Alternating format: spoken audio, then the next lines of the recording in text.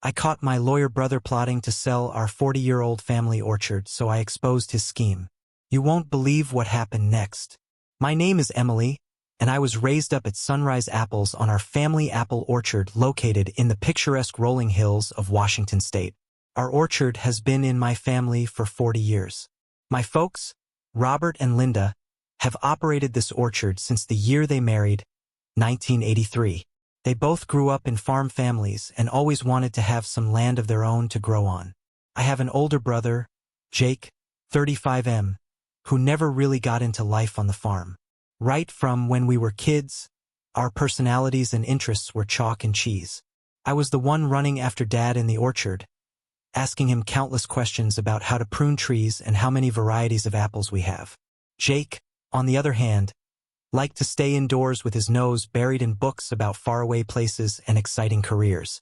Growing up, Jake always talked about moving to the big city and becoming a hotshot lawyer. He'd complain endlessly about the early mornings, the physical labor, and how mind-numbingly boring small-town life was. I remember one when he was 16 and I was 13. It was harvest time and everybody had to work. Jake was put out to pick, but he just would not settle to it. Kept knocking out his phone to check it, grumbling he was missing some party in town. Dad finally lost it and blew up at Jake, telling him to either do his share of the work or get out. Jake stormed off, and later I found him sitting by the creek that runs through our property. He was scribbling furiously in a notebook, and when I asked him what he was doing, he showed me a list of law schools he wanted to apply to. "I'm getting out of here, he said. This place is sucking the life out of me." While I loved everything about the orchard, autumnal apple fragrance, satisfaction at the success of this year's harvest, and the company of other local farmers somehow just felt right. I loved helping Mom in the farm stand, chatting with regulars who'd been buying our apples for years. I even liked the hard work of pruning in winter, the agony of cutting out the branches of trees, then to see their bare branches and what bounty they would bring in their time. While Jake set off for Seattle to become a lawyer, I pulled down the fort at home and graduated with a degree in agriculture from the local community college. I was working on the orchard full-time, learning everything I could from my parents. Dad taught me about soil management and pest control, while Mom showed me the business side of things, accounting, marketing, and customer relations. While he did visit less and less, always with an excuse that he was too busy studying or doing an internship, when he came home it seemed like a stranger again. He would speak of fancy internships in huge law firms, of parties he had attended, and of people of high repute whom he was meeting, as if he wanted to impress us with something that would only drive us further apart. It was during that time that I met my husband, Tom. He was a new teacher in the local high school and became one of the visiting groups with his kids. The initial day we met, we started bonding over the love of outdoors and small-town living. Before long, he became a part of the family, learning the ins and outs of the orchard business and pitching in when the busy seasons arrived. 5 years ago this coming summer, our dad took ill, an apparent mild heart attack that luckily did not have any long-term consequences. All the same, the event served as a wake-up call for us all. I can still recall sitting in the waiting room of the hospital, fearing that we'd lose Dad. Jake had flown in from Seattle, looking ruffled and almost out of character with his very expensive suit. After Dad got better, Mom and Dad started talking about retirement and what to do with the orchard. I assumed it was going to go to me because I had been working there my entire life, but then suddenly, Jake took a growing interest in the family business. It seemed to come out of nowhere. He visited more often, became more inquisitive about the orchard's finances, and even came in to help with the harvest. Maybe Jake had finally come around and we could be a pair of orchard partners. And, shoot, I had daydreams of the kids growing up on the farm, cousins as close as Tom and I had been with our cousins from the neighboring farms. Something rang false, though. He was far more interested in the financial statements than the orchard's activities. He'd know how we could optimize things or streamline operations. The guy spewed business jargon that sounded wrong coming from around the apple trees. Last Thanksgiving, our parents had the whole family gather around to present their retirement plan. I thought surely they meant for Jake and me to divide the orchard between us, and we'd run it jointly. I didn't quite believe it, but for the sake of family relations, I'd give it a try. And I remembered how close Jake and I had been as kids, before the farm started to come between us, and I hoped we could get some of that back. Over the next few months, Jake began pushing for changes that could be anything from modernization of operations to expansion into hard cider production, to even talk of selling off part of the land for a housing development. I resisted, saying we should stick to what we knew and what had worked for nearly 100 years. Tom tried to be a peacemaker by suggesting compromising solutions, but Jake always seemed to have a counterargument at the ready. Things were at their head last month when I was in the barn repairing some stuff on an equipment and heard Jake talking on the phone. At first, I didn't really pay a lot of attention until he said something about forcing her out and full control of the assets. Then I realized he was talking about me and the orchard. My heart started to race. I could feel my blood run cold as Jake related how, by some legal ledger domain, he proposed to end up with full control of the orchard and then turn right around and sell it to some gigantic farming concern for a gigantic profit.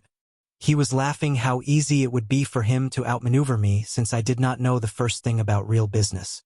I was devastated. This was more than just a business. This was my home, my heritage, my blood, my entire life.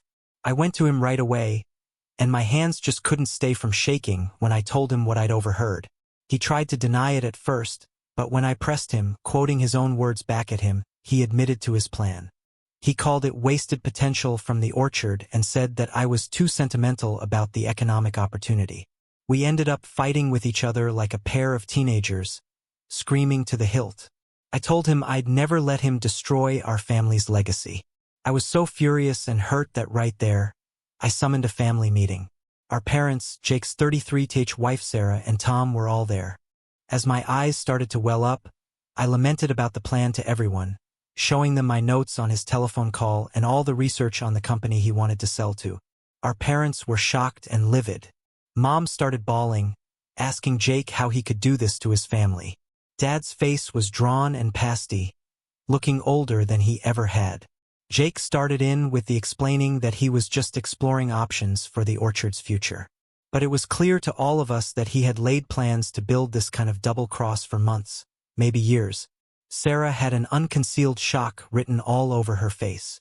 If truth be spoken, she had barely been married to Jake for 2 years, and I could guess that amidst all this, she might be the one left completely clueless. She kept glancing at Jake and then toward us, perhaps trying to figure out who this man was that she had married who had snuggled in here. The reaction was severe. Our parents instantly canceled their retirement plan and announced that they would be operating the orchard themselves this season. They informed Jake that he was not welcome to continue with the business. Sarah stormed out of the house crying. Jake went after her, still attempting to explain himself. And now, a month later, the family is in uproar. Jake and Sarah have instigated divorce proceedings. Our parents barely speak to Jake. The orchard somehow feels spoiled, an evil spell that affects the very land on which all literally of it was built. And even though I did what was best by telling his intention, I can't help but feel guilt as I was the cause of breaking that family apart. And I lie awake at night, remembering the best times we used to have as kids. Jake teaching me how to ride a bike, the two of us building a treehouse in the old oak by the creek. How did we come to this? Tom has been my rock through all of this. He tells me that I didn't cause this situation. Jake did with his greed and dishonesty. But it's hard not to wonder if there was something I could have done differently. Could I have seen this coming? Should I have tried harder to involve Jake in the orchard over the years? It is back to orchard work as usual.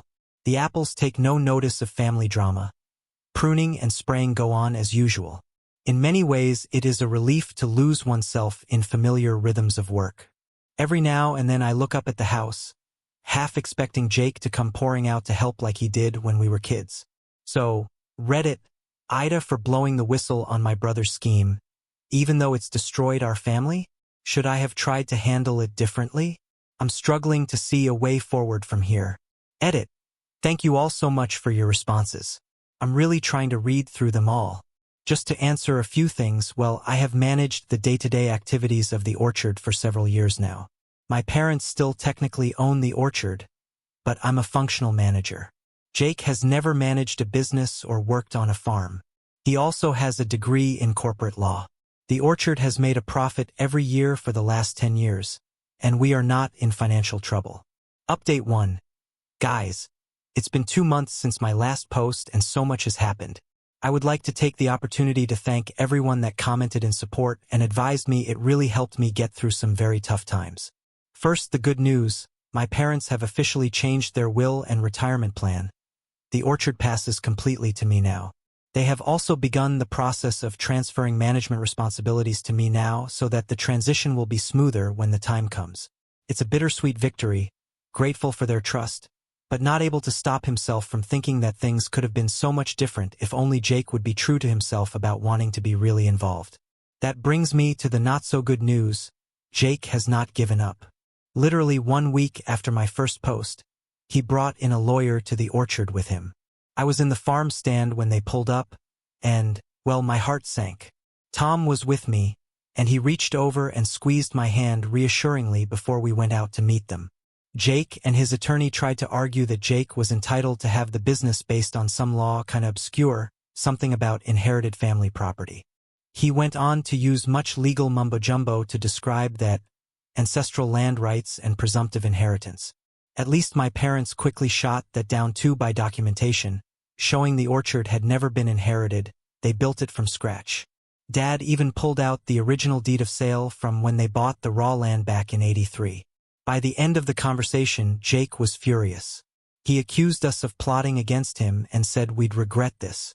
I felt like I was staring at a stranger who wore my brother's face. As the car drove away, I really did find myself wondering what had happened to that boy who used to slip me extra cookies when Mom wasn't looking.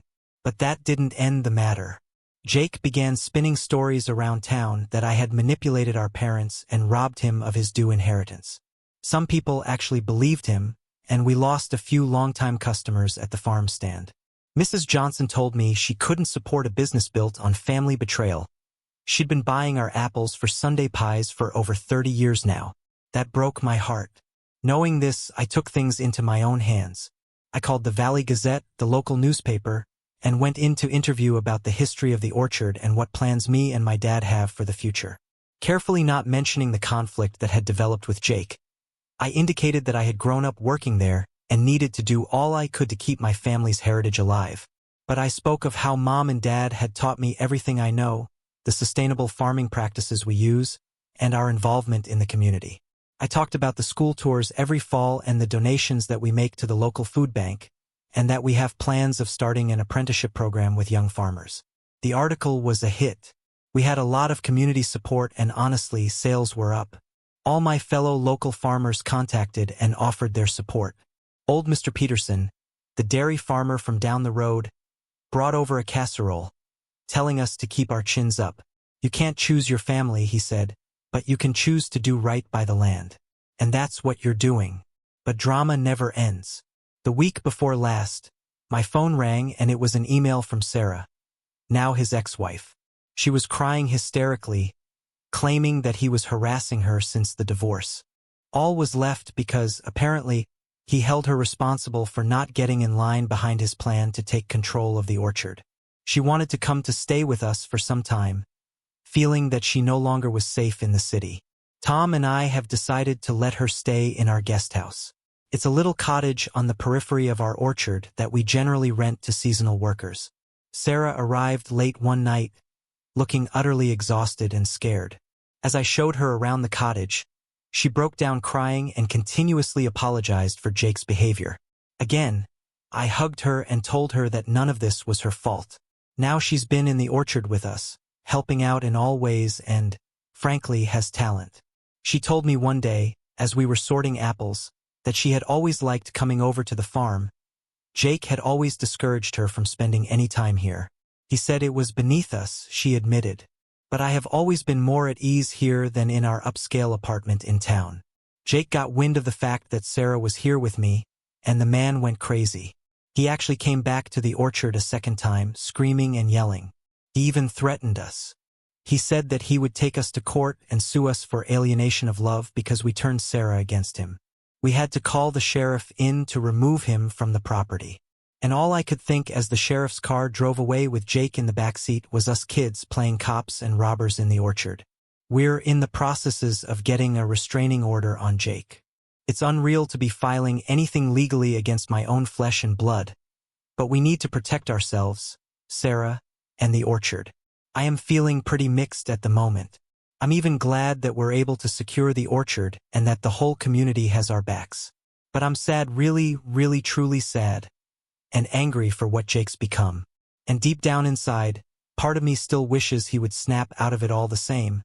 But that's not going to happen anytime soon, is it? All I'm thinking about now is the harvest coming up soon, and helping Sarah get back on her feet. The apple orchard was my place of healing, and I hope it can be that for her too. There's something about the rhythm of picking apples, the satisfying weight of a full basket, that helps set things right again. I'll update again if anything major happens. Thanks again for all of your support, Reddit. It means more than you know. Update 2. It's been another 3 months, and boy do I have some surprising news to share. The restraining order on Jake finally went through. He can't come within 500 feet of the orchard, our house, or Sarah. It has granted us some peace to be able to focus on this harvest that has been going on. The day the news came down, I took a walk through the orchard. I touched the rough bark of the trees my parents planted decades ago. It was the first time in months that I could breathe freely. Speaking of harvest, all went extremely well at the orchard this year. Of course, the newspaper article helped. We had record numbers of people coming out to pick for themselves and to see our farm stand. We even needed to get extra help to keep up with demand. Seeing the families out in the orchard, the kids running between the rows of trees, the laughing echoing over the fields, the scene was described as nice. Sarah came into her own here. She worked the farm stand with her very friendly manner and encyclopedic knowledge of all the different kinds of apples. She even started thinking of new recipes for our bakery section, and her apple cinnamon muffins became one of the most favorite pastries we offer. And now the surprising part: last week, Jake emailed me. He emailed me an apology for his behavior and asked if I would meet him so we could talk. At first, I was wary, remembering the pain he had caused. But after talking it over with my parents and Tom, I decided to meet him at a neutral spot in town, a local coffee shop. I hardly recognized Jake when I saw him. The smart, polished lawyer had disappeared, and with him the good suits. He had dark circles under his eyes now and a slump to his shoulders that made him appear years older than his 35. He started by apologizing again, this time in person. Then he broke down and told me everything. Clearly, Jake got mixed up with some really sketchy investors out of Seattle. It's a matter of making lousy financial decisions and then being under a mountain of debt. They leaned on him to give up some control of the orchard, which they viewed as prime real estate. When Jake's scheme didn't work out, they came for him. He lost his job at the law firm and has been struggling to find work since. I asked him why in the world he didn't come to us in the first place so we could help him. He said he couldn't because he was too proud and ashamed. He had thought that if he could pull off this one big deal, he could solve all his problems and prove to everybody that he was a big success. As Jake spoke, I remembered the little boy who used to run to me with scraped knees and broken toys, trusting me to fix everything. It was hard putting that image and the man across from me into one, but I could see lost little boy sparkles in his eyes. I said that I appreciated his honesty, but it didn't excuse what he did, I told Jake. The thing is, he said, can't be easily fixed up. He nodded, saying that he didn't want to be forgiven, but he just wanted the both of us to know the full thing. Later that night, I sat down with our parents and told them everything. It was quite a long, tearful discussion. Mom cried about how close Jake and I used to be when we were children. Dad was more skeptical. He thought that maybe Jake was trying to manipulate us again. Still, we gave the benefit of the doubt, if only to want to mend things with Jake. We have resolved to help Jake to pay off his debt, but under very strong conditions. He will go through financial counseling, and he will be required to work on the orchard every weekend for 1 year to compensate us. He used to have absolutely no say in the business decisions, but we're doing it so he has a chance with it to get reconnected with his roots and rebuilding the lost trust. When we told Jake our decision, he started to cry. He hugged each and every one of us, repeated thank you time after time. It was awkward, emotional, but this felt the little step in the right direction to me. Sarah was very hesitant at first, understandable with what the case was like with Jake. But she told me that after a really long talk with her, she was only tentatively hopeful. She's decided she will stay in town, and has even started taking classes at the community college in agricultural business. I never thought I'd say this, she told me, but I think I found my calling here on the farm. Me? I'm just trying to put it all in me mind. I'm relieved Jake admitted it, but, on the other hand, he's got me nervous. This is going to be a long way back for our relationship. One day at a time now, dealing with what I can control, working on the orchard, supporting our family, our community. Last weekend, Jake began to work on the farm for the first time. As he and I pruned the young trees, I explained to him that this would be part of their future shape and how important it was. I remembered how the same thing was when we were little children, when Dad once demonstrated it. For a moment, it seemed that old times had just reinvented themselves again. But then I remembered all that had happened, and I knew things would never be quite the same. Still, as I watched Jake carefully trimming branches, his face screwed up in concentration, I felt a glimmer of hope. Maybe, just maybe, we might grow something new from these old roots. I'll update again if there's anything major. Thanks for sticking with me, this has been a wild ride. Reddit. Update 3. Well, it has been 6 months now since the last time I wrote. I'm happy to say that the situation has finally normalized into the next gear. Jake had been true to his word. He had been turning up to the orchard every weekend, rain or shine, to work off his debt. The first couple of weeks had been really uncomfortable and strained. He had no idea what to do at first, of course, so I had to teach him everything from the get-go. There were moments of frustration on both sides, Jake getting annoyed at his own inexperience and with me, since I had to repeat instructions several times. But soon enough, we found our rhythm again. They say, when Jake concentrates, he learns pretty fast. The confidence would grow, somehow, after every skill he would master. Jim was able to graft his first apple tree a month ago. That look on his face was exactly the same as when we were kids and he would produce A+ papers to the family. He is no longer the big brother that grew up with me, but piece by piece I am finding remnants of the Jake I once knew, the one that would climb trees with me and have an apple-eating marathon with me. The other day, we sat resting under the shadow of an old Macintosh tree, and he began reminiscing on the time we tried to build a treehouse and ended up with more splinters than planks. We were laughing so much it just hurt our sides, and there, for a minute it was like these last few years just hadn't taken place. The more surprising development to come out of all this is Jake's newfound interest in the orchard itself. He keeps coming with questions about the various apple varieties, pest control, and even some with suggestions about how to expand our cider production. Obviously, he's been doing some homework on his own. Last week, he had obviously been doing his homework because he presented a thoughtful plan for introducing a new line of organic apple products, and I was impressed. That means he indeed had to listen carefully to all the sustainable farming practices we have in place. Our parents have caught on as well. They are guarded but now allow Jake to sit at some family dinners. Just last week, Dad led Jake on a tour of the new irrigation we put in. I could hear them talking about conservation methods, and it brightened my heart to see them connecting over something so critical to the future of the farm. Sarah is one of the best things that have happened to our operation. Racing to graduation in an agriculture business course, she has been working, applying her learning to streamline our operation. First, she revolutionized our inventory management system and has some good ideas on how we can increase our web presence. To boot, she and Jake have managed to establish a civil working relationship, which I honestly never thought I would see. There is still tension there, but they both are trying for the orchard and the family. With regard to the orchard itself, we are flourishing. Goodness, we made out like a bandit with all the free publicity from last year's drama. We are a minor local legend at this point. Our farm stand has blossomed into a quaint little country store, and we are selling more than just apples, jams and pies, both home-baked and store-bought, and a new line of hard ciders.